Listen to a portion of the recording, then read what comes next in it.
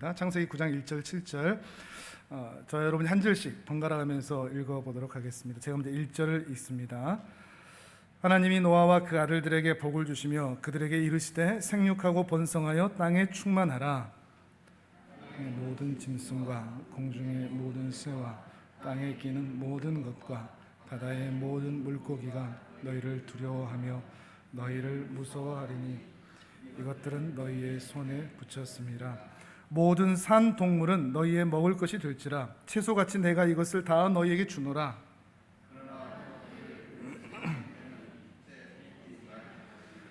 내가 반드시 너희의 피 곧 너희의 생명의 피를 찾으리니 짐승이면 그 짐승에게서 사람이나 사람의 형제면 그에게서 그의 생명을 찾으리라. 다른 사람의 피를 흘리면 그 사람의 피도 흘릴 것이니 이는 하나님이 자기 형상대로 사람을 지으셨음이니라. 함께 읽습니다. 너희는 생육하고 번성하며 땅에 가득하여 그 중에서 번성하라 하셨더라. 아멘.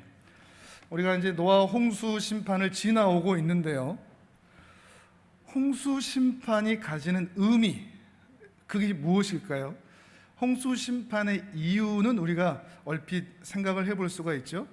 태어날 때부터 죄인인 인간의 현실로 인해서 심판하지 않을 수가 없었던 것이죠. 그런데 이 홍수 심판의 의미가 대체 무엇일까? 이 홍수 심판을 통해서 하나님께서 우리에게 보이고자 하시는 것이 무엇일까? 그냥 싹 쓸어버리는 것이었다면 이건 하나님의 성품에는 맞지 않는 일이거든요. 그 안에는 어떤 의도가 있을 것인데 그것이 무엇일까에 대한 것을 오늘 본문을 통해서 함께 확인해 보도록 하겠습니다. 분명한 것은 이 홍수 심판이 있을 수밖에 없었던 것은 인간의 죄로 인함이라 하는 거죠. 앞으로 조금 넘기셔서 6장 11절에서 13절을 같이 한번 읽어보겠습니다. 6장 11절에서 13절 같이 읽습니다. 시작. 그때 온 땅이 하나님 앞에 부패하여 포악함이 땅에 가득한지라. 하나님이 보신즉 땅이 부패하였으니 이는 땅에서 모든 혈육 있는 자의 행위가 부패함이었더라. 하나님이 노아에게 이르시되 모든 혈육 있는 자의 포악함이 땅에 가득함으로 그 끝날이 내 앞에 이르렀으니 내가 그들을 땅과 함께 멸하리라. 아멘. 홍수가 있기 전에 하나님께서 분명히 말씀하시죠. 홍수 심판의 원인은 사람의 부패함, 포악함. 이 단어가 반복이 되죠. 부패하고 포악함이 땅에 가득하다.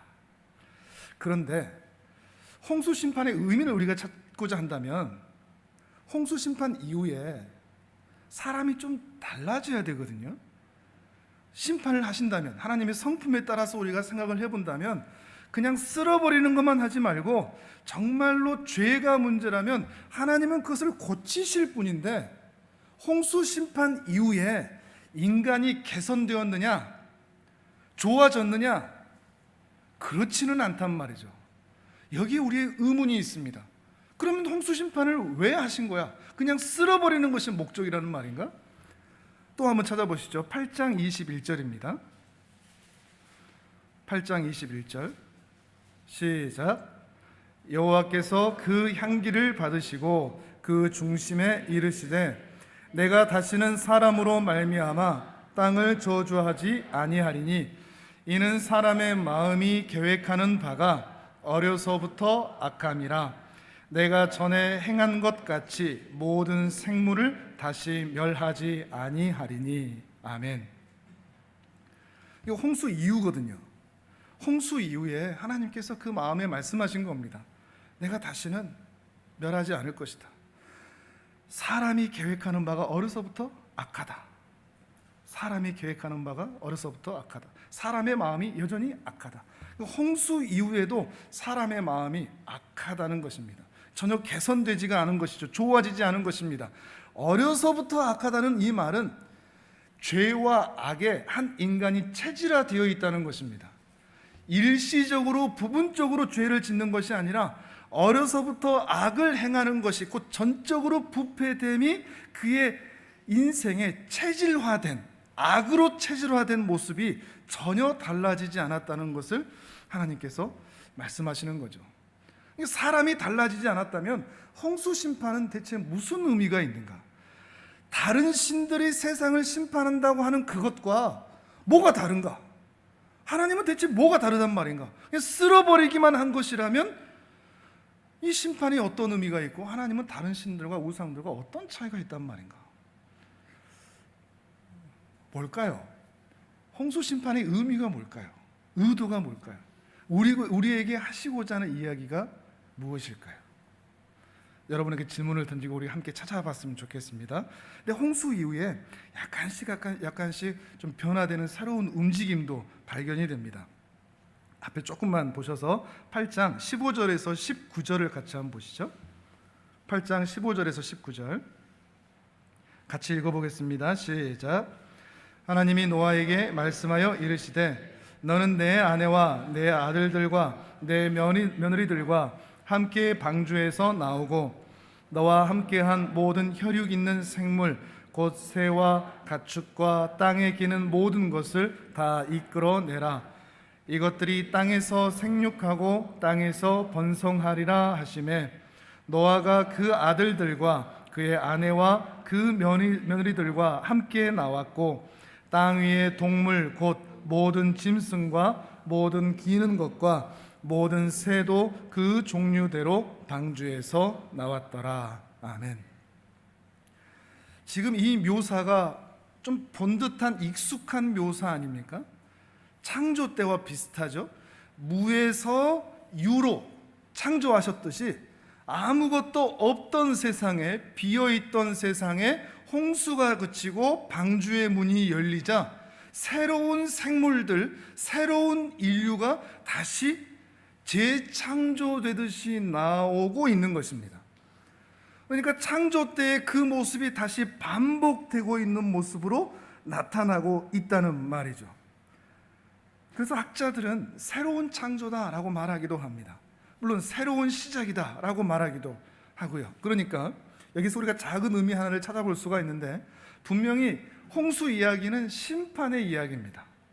그런데 홍수 이후는 심판으로 끝나지 않고 홍수 이후에는 다시 태초에 하나님께서 천지를 창조하셨던 그 본래의 목적으로 찾아가고 회복되어 가는 그런 모습도 함께 존재한다는 것을 우리가 생각을 해볼 수가 있습니다. 그냥 홍수가 끝났다가 아니라 다시 창조의 원형으로 돌아가고 있다. 새로운 출발을 하고 있다는 것이죠. 우리가 지난번에 보았듯이 감람나무 새 이파리, 거기에서 우리는 희망과 소망을 보았지 않습니까?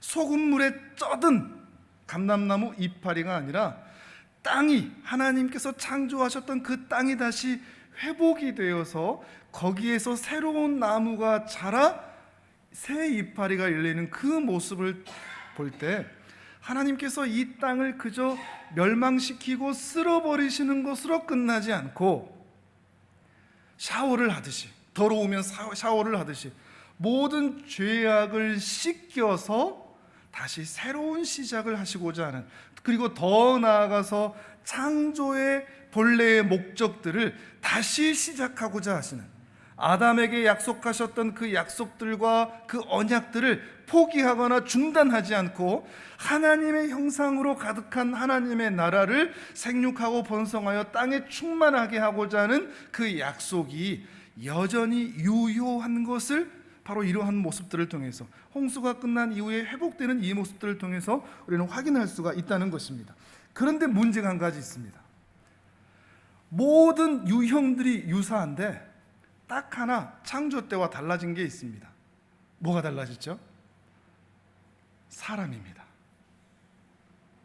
사람이 창조 때의 그 모습과 홍수 이후의 이 모습이 완전히 다릅니다. 창조 때에는 부정적인 요소가 없었습니다. 죄가 없으니까요.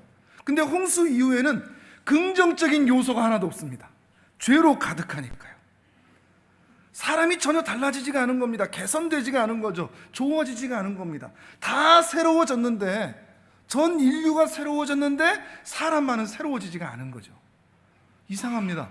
우리 관점에서 좀 생각을 해보면, 이왕 하나님께서 온 세상을 다시 새롭게 세탁하시고 새롭게 만드실 거면 사람들도 싹 쓸어버리셔야 됩니다.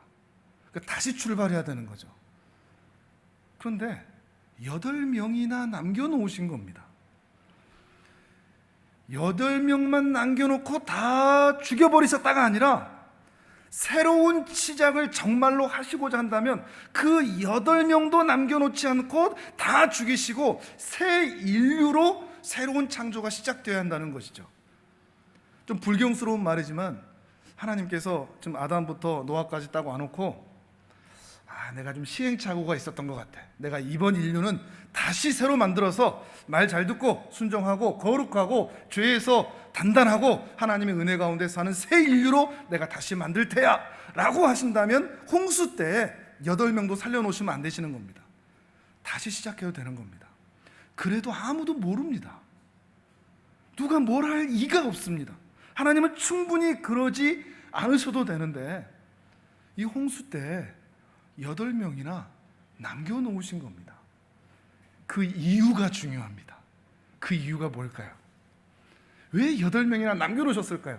새로운 출발을 하시는 그 와중에 그게 오늘 본문에 있습니다. 다시 9장으로 오셔서 4절, 5절, 6절을 같이 읽어보겠습니다. 4절, 5절, 6절 같이 읽습니다. 시작. 그러나 고기를 그 생명되는 핏째 먹지 말 것이니라. 내가 반드시 너희의 피 곧 너희의 생명의 피를 찾으리니 짐승이면 그 짐승에게서 사람이나 사람의 형제면 그에게서 그의 생명을 찾으리라. 다른 사람의 피를 흘리면 그 사람의 피도 흘릴 것이니 이는 하나님이 자기 형상대로 사람을 지으셨음이니라. 아멘. 고기를 핏째 먹지 말라. 그리고 사람을 살인하지 말라. 생명을 소중히 여기라는 그 말씀이죠. 그런데 왜 이렇게 말씀하셨을까요? 방주에서 나오자마자 식습관을 얘기하는 걸까요? 날 것을 먹지 마라 이 얘기일까요? 아니면 어떤 지엄한 명령을 주신 걸까요? 짐승이든 사람이든 살인하지 마라, 죽이지 마라. 그 인간들이 아직 개선되지 않았더라도, 나아지지 않았더라도 그 인간들을 서로 죽이지 마라. 그 인간들 죽이면 내가 반드시 쫓아가서 나도 그를 죽일 것이다. 왜 그럴까요? 이유는 너무나 단순합니다. 개선되지 않은 속 썩이는 인간인데 하나님은 그 인류를 어떻게 하신다? 내 형상대로 만든 그 자식들, 개선되지 않았고 좋아지지 않았고 선해지지 않았고 여전히 죄인인데 나는 그들을 너무나 사랑한다. 이 의미가 담겨 있는 거죠. 그러니까 고기들도 피채 먹지 말고 사람도 죽이지 마라. 그들이 나의 형상을 가지고 있다라고 말씀하시는 것입니다. 하나님은 실패한 인류라고 할지라도 그 인류를 바라보시면서 냉혹하게 바라보시지 않습니다. 무심하게 바라보지 않습니다. 실패했다, 쓸어버리자, 이러는 분이 아니시라는 것입니다. 쓸모 있으면 쓰고 쓸모 없다 그러면 버리는 분이 결코 아니라는 것을 바로 여기에서 우리는 확인할 수가 있는 것입니다. 하나님의 사랑이 담겨져 있는 것이죠. 이 마음을, 하나님의 이 마음을 이해하실 수 있겠습니까? 볼품없고 쓸모없고 못나게 굴어도 하나님은 여전히 이 인간들, 이들을 사랑하시는 것입니다. 자식을 버리는 부모는 없듯이 말이죠. 그 자식이 어떤 길을 가더라도 부모는 절대, 자식이 부모를 포기하면 포기했지 부모는 자식을 절대 포기하지 않듯이 말이죠.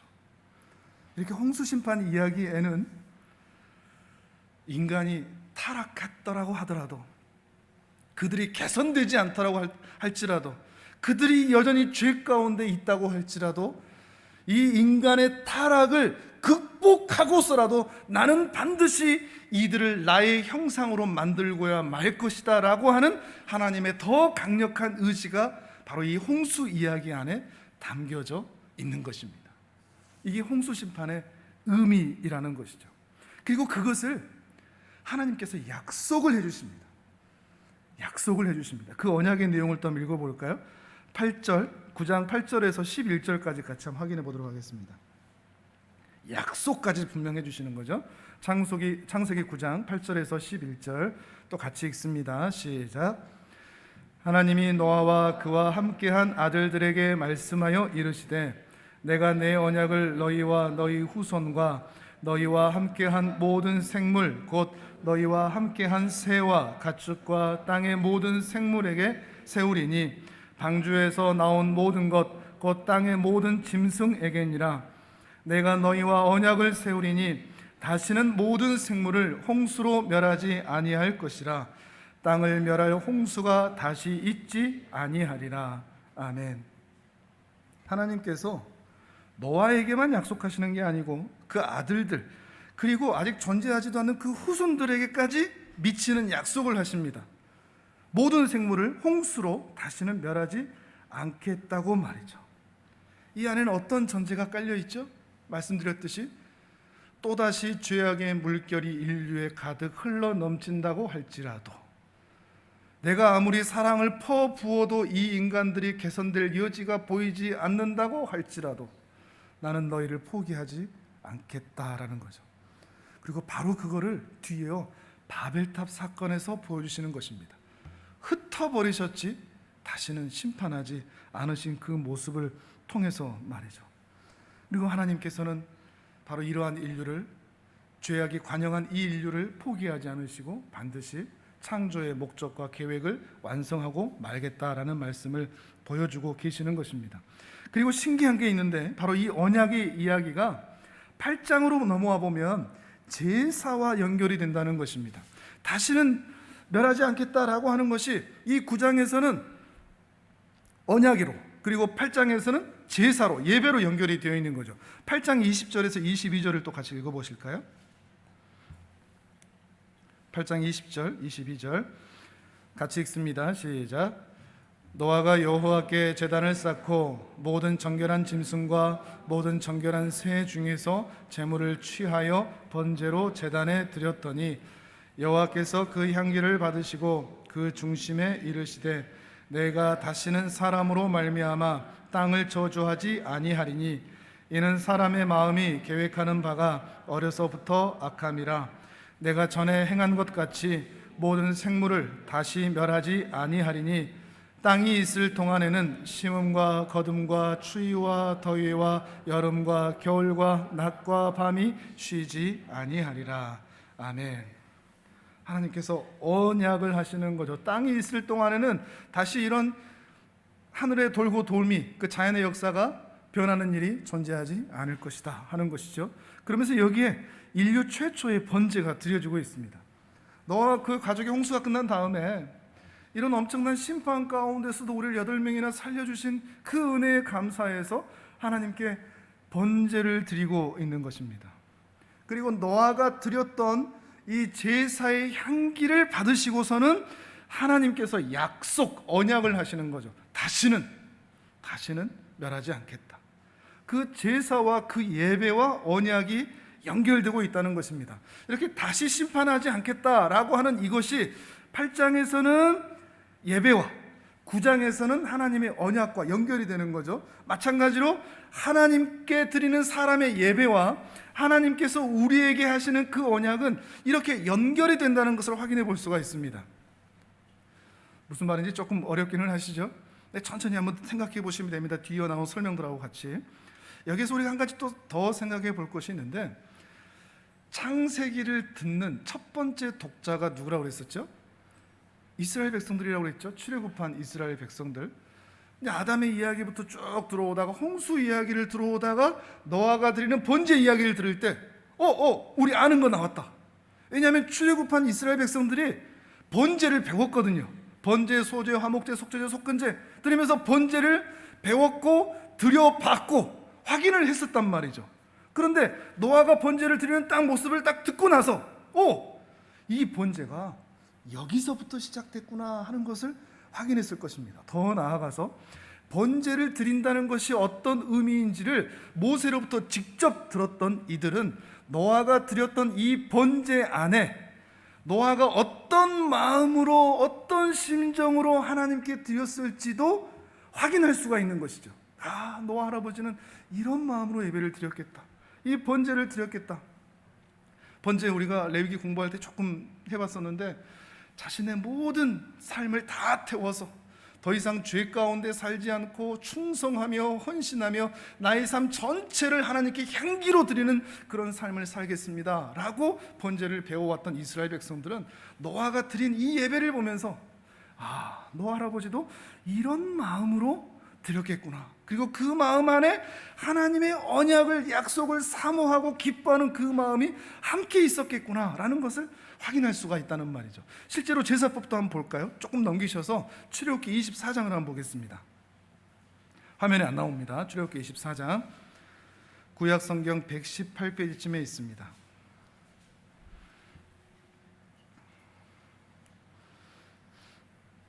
지난주처럼 잠언 공부하면서 쉽게 이해할 수 있는 것만 하면 좋은데 말이죠, 성경은 꼭 그렇지는 않습니다. 조금 더 자세하게 이해할 부분이 있습니다. 출애굽기 24장 4절에서 8절까지입니다. 출애굽기 24장 4절에서 8절입니다. 한 목소리를 함께 읽겠습니다. 4절에서 8절까지 시작. 모세가 여호와의 모든 말씀을 기록하고 이른 아침에 일어나 산 아래에 제단을 쌓고 이스라엘 12지파대로 12기둥을 세우고 이스라엘 자손의 청년들을 보내어 여호와께 서로 번제와 화목제를 드리게 하고, 모세가 피를 가지고 반은 여러 양푼에 담고 반은 제단에 뿌리고 언약서를 가져다가 백성에게 낭독하여 듣게 하니, 그들이 이르되 여호와의 모든 말씀을 우리가 준행하리이다. 모세가 그 피를 가지고 백성에게 뿌리며 이르되 이는 여호와께서 이 모든 말씀에 대하여 너희와 세우신 언약의 피니라. 아멘. 자, 모세와 이스라엘 백성들이 드린 이 제사가 어떤 용도로 사용되고 있죠? 무엇과 연결이 되죠? 하나님이 하신 언약과 연결이 되고 있죠. 그러니까 여기에서 이스라엘 백성들이 드리는 제사는, 예배는 언약의 확증입니다. 이게 기독교와 이방 종교 또는 무속신앙과 차이점입니다. 기독교인들이 드리는 예배는 언약의 확증입니다. 하나님께서 언약해 주신 것을 확실히 믿고 이루어질 것을 믿고 그 언약 앞으로 나오는 것이 예배죠. 이방 종교의 차이점은요, 바치로 나오는 거죠. 정성을 바치고 열심을 바치고 시간을 바치고 돈을 바치고 봉사를 바치고, 이것이 예배라고 생각을 하는 거죠. 우리가 생각하는 예배도 마찬가지입니다. 우리는 이 시간을 드리고 정성을 드리고 열심을 드리고 헌물을 드려서 하나님의 은혜를 얻고자 이 자리에 나온 것이 아닙니다.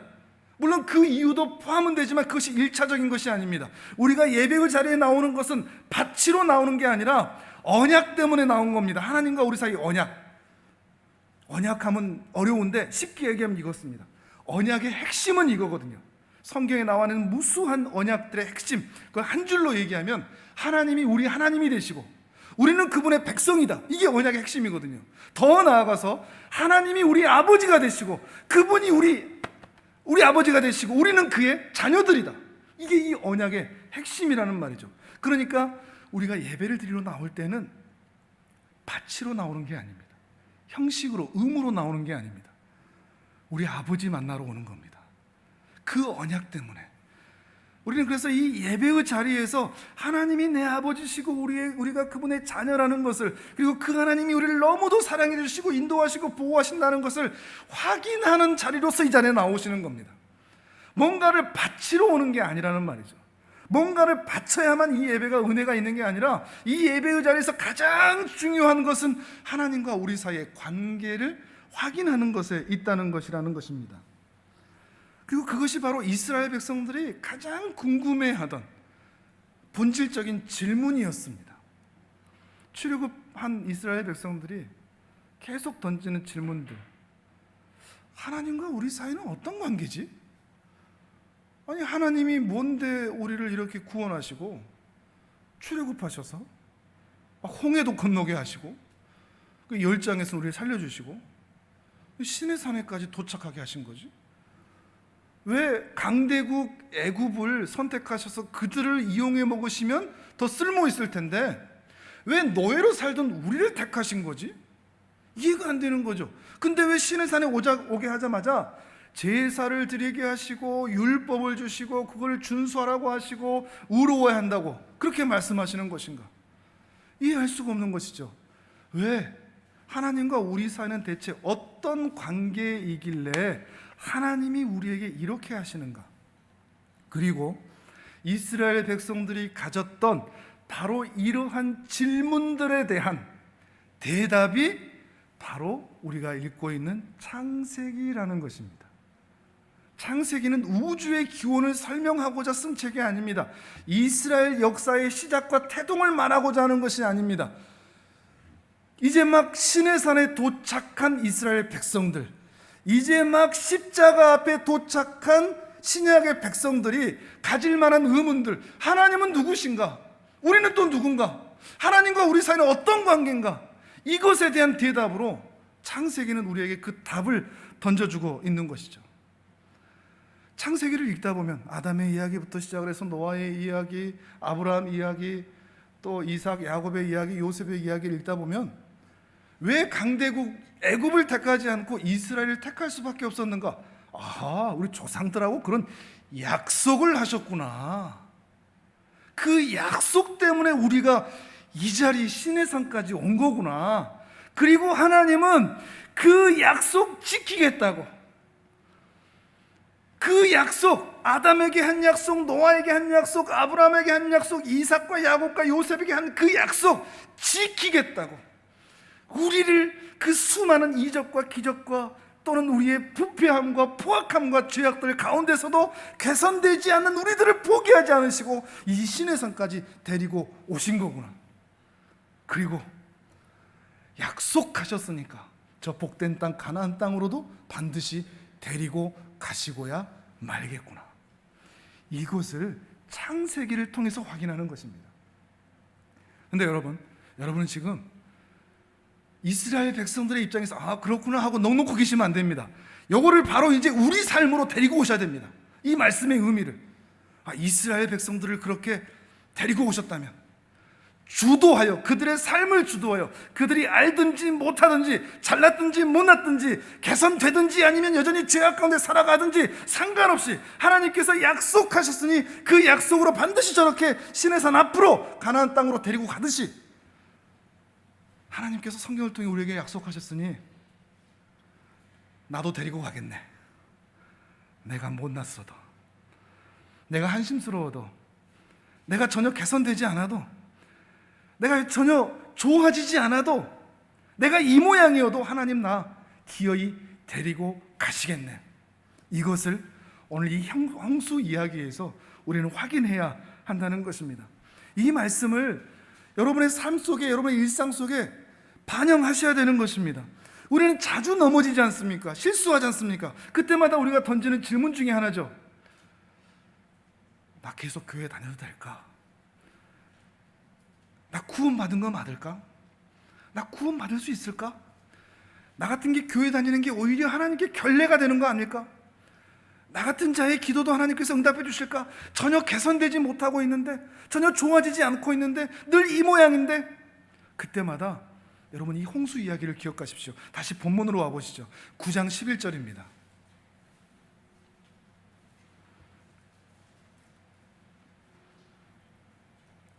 9장 11절 같이 읽습니다. 시작. 내가 너희와 언약을 세우리니 다시는 모든 생물을 홍수로 멸하지 아니할 것이라.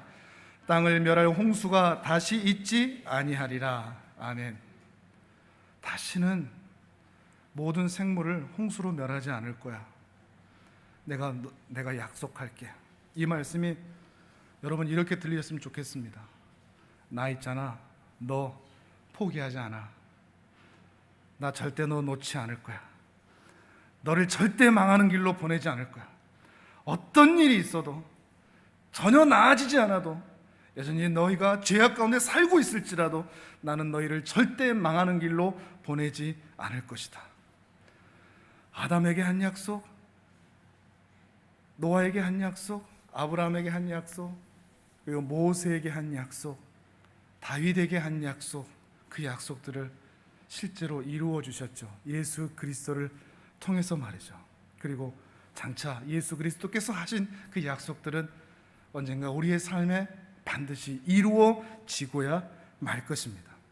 그러니까 홍수 이야기를 통해서 우리가 정말 확인해야 되는 것은요, 물론 한편 죄 지으면 망한다가 있지만 또 한편 못났어도 하나님 안에 있는 자는 하나님을 절대 포기하지 않으신다, 쓸어버리지 않으신다. 신자는 결코 망하지 않는다. 나는 결코 이 땅에서 망할 수가 없다 라고 하는 것을 확인하는 것입니다. 여기에 중요한 또 다른 포인트가 있습니다. 그런데 우리는 자꾸만 우리의 잘남과 못남에 의하여서 우리의 신앙을 자꾸만 판단한단 말이죠.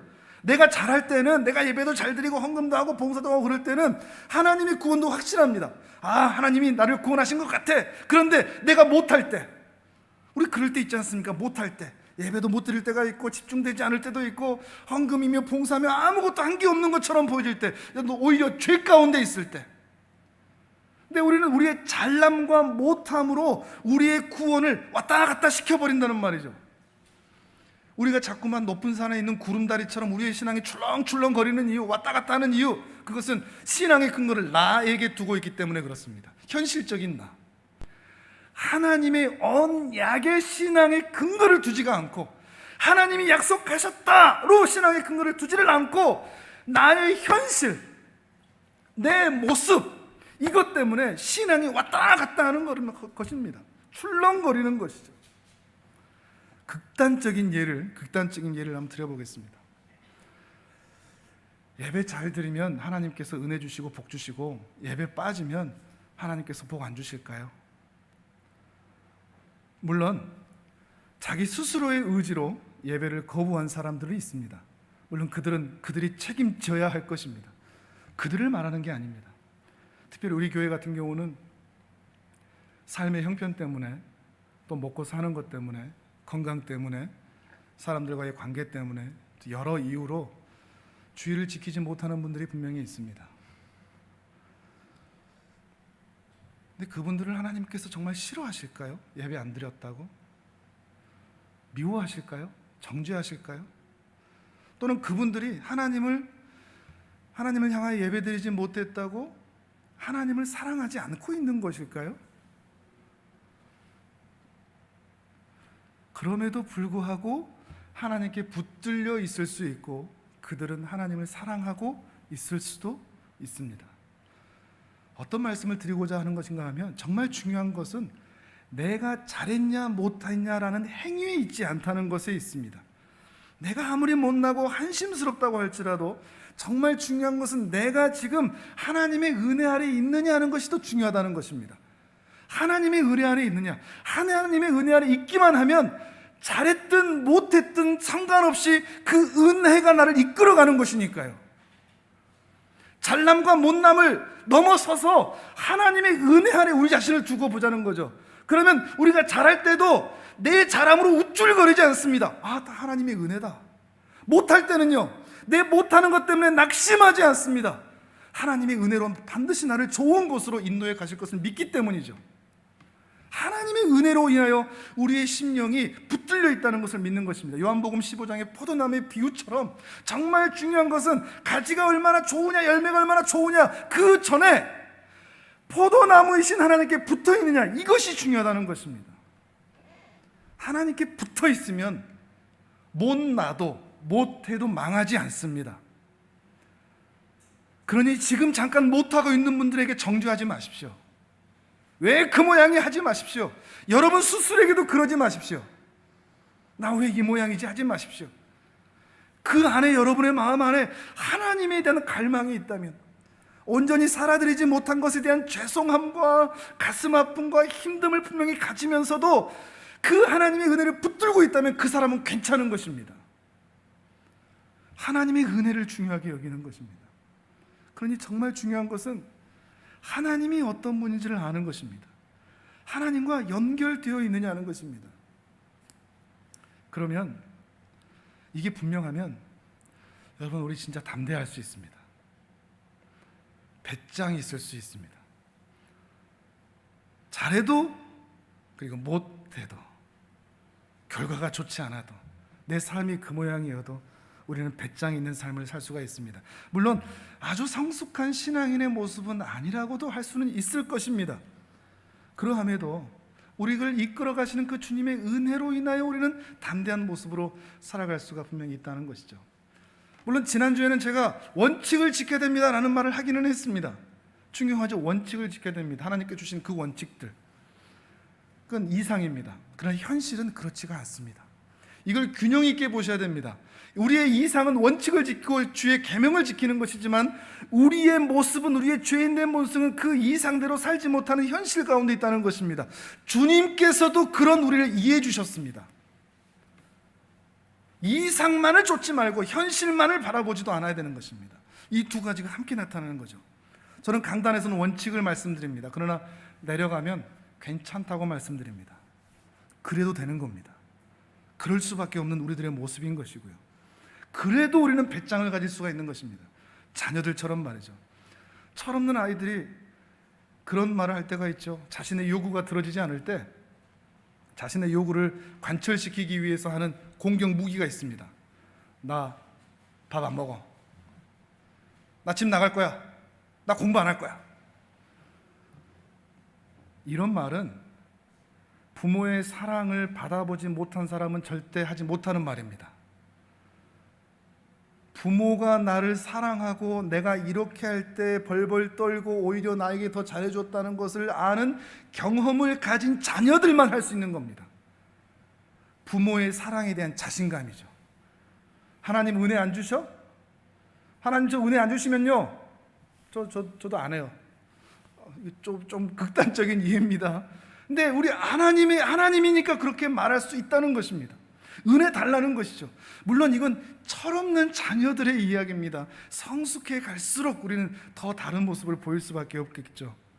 중요한 것은 잘하고 못하고의 이야기, 잘남과 못남의 이야기에 국한되어 있지 말고, 그 수준에 있지 말고 하나님과 우리의 사이에 그 관계로 연결되어 있다는 것을 확인하자는 것입니다. 신앙은 그런 것입니다.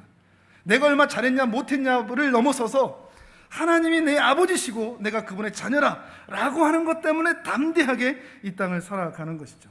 하나님이 그런 분이시니까요. 우리가 쓸모 있으면 우리를 데려와서 상 주시고 쓸모 없으면 버리시는 분이 아니시니까요. 개선되면 하나님이 칭찬해 주시고 개선되지 않고 있으면 우리를 버리시는 분이 결코 아니시니까요. 하나님은 언제나 우리를 사랑하시는 분이시기 때문입니다. 이게 홍수 심판의 새로운 시작의 의미입니다. 언약의 의미요, 예배의 의미입니다. 예배를 통해서 우리는 바로 이것을 확인하는 것이죠. 신명기 말씀을 한번 찾아보시죠. 이 말씀을 통해서 여러분의 심령에 더욱 굳세게 새겨질 수 있으면 좋겠습니다. 신명기 33장 26절에서 29절까지 말씀입니다.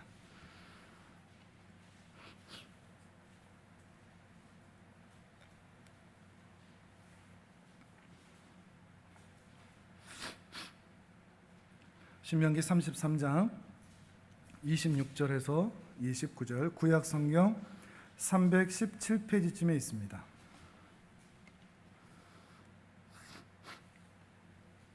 신명기 33장 26절에서 29절 같이 읽겠습니다. 시작. 여수르니여 하나님 같은 이가 없도다. 그가 너를 도우시려고 하늘을 타고 궁창에서 위엄을 나타내시는도다. 영원하신 하나님이 내 초소가 되시니 그의 영원하신 팔이 내 아래에 있도다. 그가 내 앞에서 대적을 쫓으시며 멸하라 하시도다.